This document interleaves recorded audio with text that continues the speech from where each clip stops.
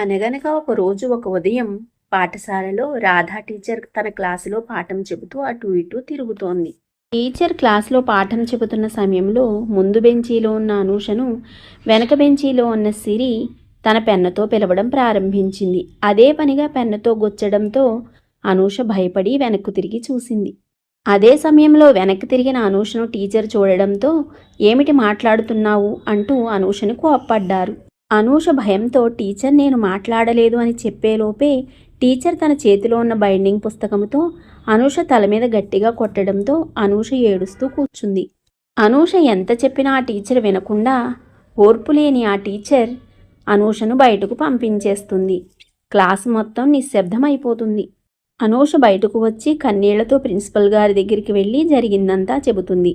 Principal గారు అనూషకు సర్ది చెప్పి క్లాస్లో మాట్లాడకూడదు అని చెప్పి పంపించేస్తారు. అనూష తప్పు చేయకపోయినా టీచర్ అర్థం చేసుకోకుండా చాలా గట్టిగా కొట్టడంతో అనూష బాధను భరించలేక ఏడుస్తుంది.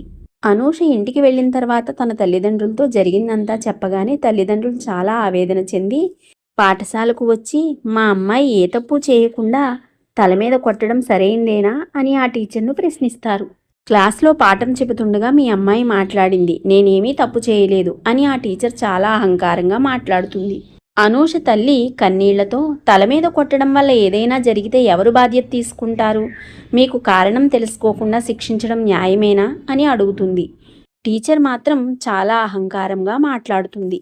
వెంటనే అనూష తల్లిదండ్రులు ఇలాంటి చోట మా అమ్మాయిని ఉంచలేం అని చెప్పి అనూషను అక్కడ నుండి తీసుకుపోతారు.